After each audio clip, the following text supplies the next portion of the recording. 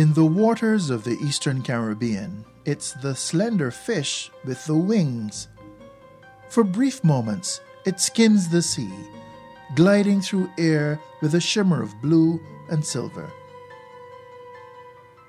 It's caught in nets by the hundreds and thousands to grace tables in a variety of dishes. Or it becomes itself food for other larger fish when used as bait. And for thousands of people, it's an industry worth millions of dollars. It's the flying fish, a source of food and livelihoods for the people of 7 Eastern Caribbean nations.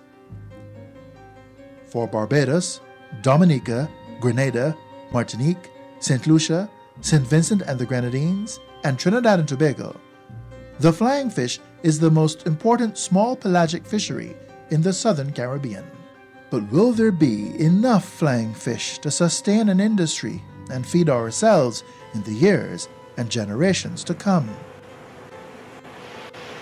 For years, the present and the future of the flying fish industry in these 7 countries have faced challenge after challenge, from overfishing linked to widespread, illegal, unreported, and unregulated fishing. It's been an issue of how to manage a resource that is not limitless. And it's about information. How much do we really know about the species and how it behaves as it moves from the waters of one nation to another?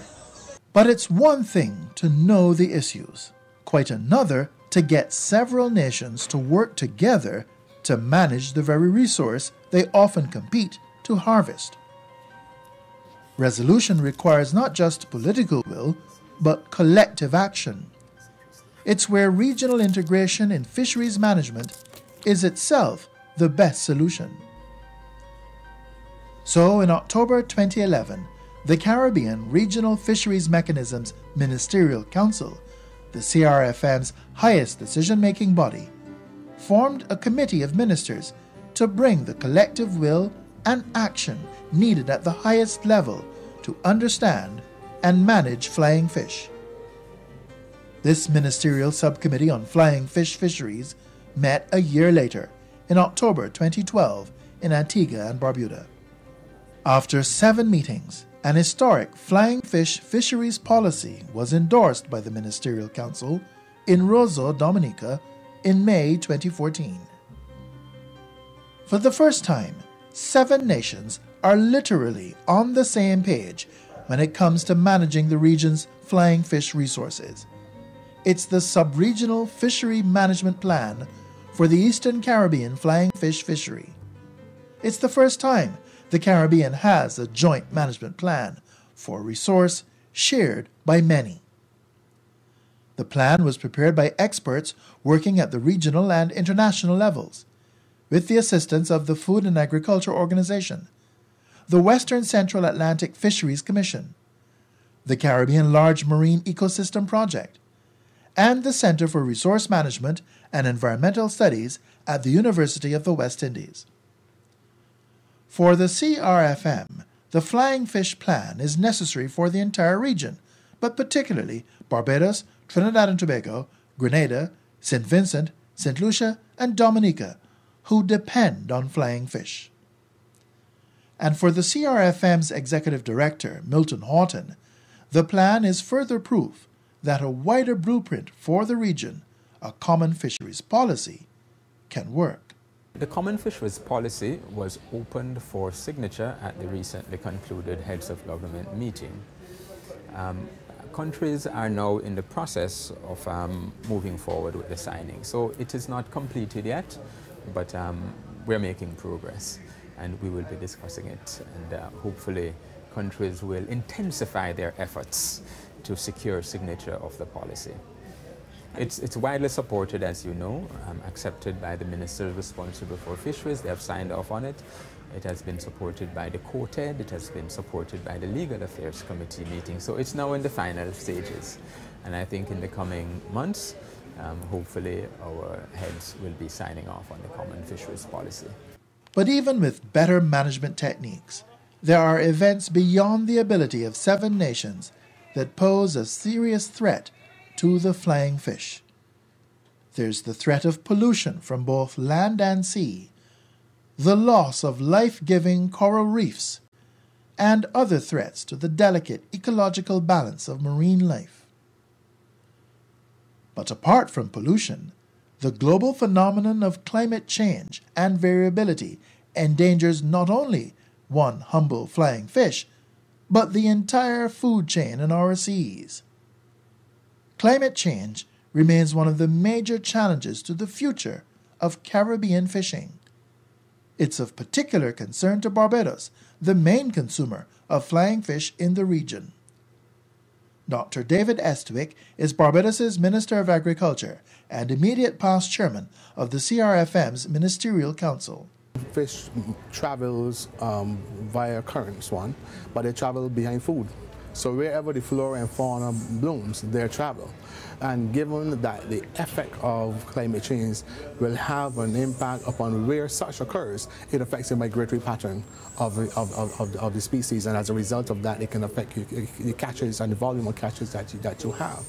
And so what we really need to do to mitigate against this is really to start planning our research into these types of activities. We are obviously challenged financially to do this. These countries need to come together and together decide on the measures that they will put in place to ensure sustainable utilization, proper management and conservation of this fishery. And the reason for this is if we want to ensure long-term sustainable benefits, if we want to ensure that our fishermen continue to gain decent livelihoods from these resources, if we want to ensure that we get optimum production towards our food security and the external trade from this resource, we need to work together to address the issue so that we are not working cross purposes, but we are all working together, moving in the same direction. And this management plan will do that. So we have a common set of objectives, common agreed principles, some common measures that we should all work together to implement in the coming years. The traditional approach would be to depend upon your development partners, whether it happens to be FAO, IDB, CDB, and so on. Where we have fallen down is that we have not taken advantage of our bilateral trade and investment relationships with various countries who already have those technologies and develop those infrastructural dynamics already. So as a result of creating it in the form of technical assistance through the traditional development partners, our real broad-based development partners are all in the developed countries that we have bilateral trade and investment relations. So within those bilateral trade and investment relations, you can therefore engage fisheries development, the fisheries sector, as a development sector that you would want to engage with them. The new chair of the Ministerial Council, Dr. Kenneth Daru, the Minister for Fisheries in Dominica, is full of praise for the work the CRFM has been doing to move the process forward. I must commend the current CRFM Secretariat and especially the Director, Mr. Horton. I think he has shown that he's on top of the fisheries issues.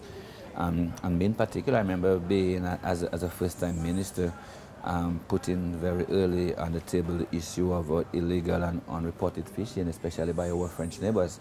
And I think it's something that he has sympathized with me on. And very early, I think we started engaging, and for the very first time, I think that we have started engaging the residents of Martinique and Guadeloupe. I mean, the technical staff from the Fisheries Division, the other technical from, of course, as I said in the meeting this morning, engagement at the political level is a bit more complicated because remember the Department of France, which in turn belongs to the European Union, so essentially the European Union oversees departments.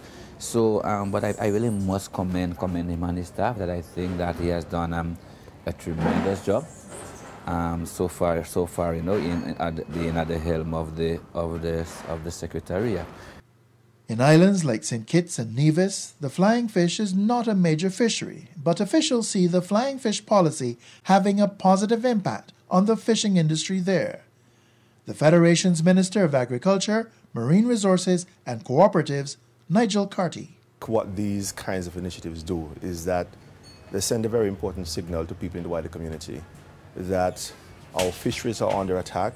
They're vulnerable to all sorts of things. Climate change, which I think has now become a buzz term, not only in my country but around the entire region. And so the policies which emanate from these kinds of cooperations that we're having with other countries in the region certainly mean something, because people listen, people understand that there's need for changing. People are talking about the need to adopt or identify areas for marine protection. So we're talking about management protection areas, marine protected areas, or marine management areas. These things are having a real impact on people in terms of the conversations that they think need to happen. Through partnerships with the Japanese government, the government of St. Kitts and Nevis has been trying to help fishermen face the challenges to their livelihoods. We have had challenges with overfishing in particular areas of the country. We have had problems with possible contamination of certain areas in the seas in St. Kitts and Nevis, where we've had to work with the public to ensure that those harmful practices cease, to ensure that the stock of fish can be healthy for human consumption. And generally, we are also trying to work with the younger people in the community to ensure that this trade, this practice of fishing doesn't die out, because we see among the fisher folk mainly the older people, and we believe that there is now developing a generation gap. And so we're trying to encourage our young people through specific programs of training so that they would get into fishing and make sure that the community can continue to benefit from that kind of practice. The future of fishing in the Caribbean needs a sound roadmap towards progress. That roadmap is the Caribbean Community Common Fisheries Policy, to be formally adopted by CARICOM heads of government. The policy is hailed as a progressive agreement for managing shared fisheries resources through cooperation. It has been on the table for a number of years. I mean, I've just 4 years into politics, but I think ever since I came in, we've had the issue of the Caribbean Fisheries Policy, which went through a very rigorous process. I mean, it has been a lot of back and forth, a lot of consultation. I remember 2 or 3 years ago, it was ready to be brought to the heads, and then we decided there were a few countries with issues and that to be brought to the legal minds. So all of this has been done, and I think right now the document is ready to be tabled and to be brought to the heads of state, okay, for the heads of government, rather, for their endorsement, at the next time they meet. The progress on the management plan for the flying fish fishery is seen as a good omen for the Common Fisheries Policy, waiting to come into force after years of planning and negotiation. Along with the plan to manage the flying fish, the Ministerial Council also gave the nod to a regional plan of action to address the challenges facing the region's coral reefs. It's estimated that the Caribbean's coral reefs offer the region benefits worth between $3 and $4.5 billion every year. But more than 3/4 of Caribbean coral reefs are either severely stressed or are close to dying due to local threats. Researchers think that the failure to reverse the current trend could lead to annual losses of between $95 and $140 million as more reefs lose the battle to provide a home for fish to spawn, protect shores from waves and storm surges, and provide tourist attractions. Scientists fear coral reefs could die out within a generation if nothing is done. The Coral Reef Action Plan aims to strengthen coordinated action to protect, conserve, and manage these vital ecosystems. This is an important policy document which is a roadmap to ensure that we strengthen our regional efforts to better protect, manage, and ensure sustainable use of the coral reef resources and services that we obtain from coral reefs. Research to inform the policy was developed in association with the Great Barrier Reef Marine Park Authority in Australia, working with the Caribbean Community Climate Change Center based in Belize. For Lydia Bezerouk, First Secretary in Development Cooperation with the Australian High Commission in Port of Spain, the success of the plan depends on engaging all those who live and use coral reefs. As part of the plan, engagement with stakeholders and the primary users of the reef is it's so important to have them on side. I think one of the ministers raised in the Ministerial Council meeting is how do you convince a fisherman who has to feed his family today that not to fish certain types of fish, for example, because there's the fish stocks are declining. It is very, very difficult to convince someone who has a responsibility for family, who may be poor, that it's better to save something for the future. So it's really a case of trying to bring about that awareness and education, but also providing them with alternative livelihoods. That was a particular strategy noted in the plan as well. Milton Horton says the next step is to implement the Coral Reef Rescue Plan. We have a challenge in the region with moving from planning to implementing. And in order to implement, you need money, you need capacity. The Regional Climate Change Center has been engaged with the Germans, and we're hoping to get some initial seed funding from them to begin implementing some aspects of this plan. We also have another project that is currently at a fairly mature stage of development, and that is the Caribbean Land Marine Ecosystems project, SAILME Plus we call it. And within that there are resources, this is funded by the GEF by the way, and there are resources within that project to assist with reef and biodiversity management. So some aspects of the action plan could be supported through that. But in addition to that, we are also calling on member states individually to use their own resources to address some of the priorities that are identified in this plan. And these are, the priorities were developed on the basis of discussion and consultation among member states. So they are consistent with member states' priorities. So member states will also need to put some of their own resources. And over and above that, we continue to work with partner organizations, international donor partners, to mobilize resources to address the ongoing implementation of this plan. In the Eastern Caribbean, a system to manage one special fish and the ecosystem in which it lives is already showing the value of regional integration, working on behalf of the thousands who harvest and consume it. The Plan for Regional Integration on Conserving and Managing Flying Fish in the Eastern Caribbean was first endorsed by the Caribbean Fisheries Forum, a unique mix of both authorities, managers, and fisherfolk. Now the plan has been presented to the Ministerial Council for their endorsement and signature, with a resolution issued by the Flying Fish Ministerial Subcommittee.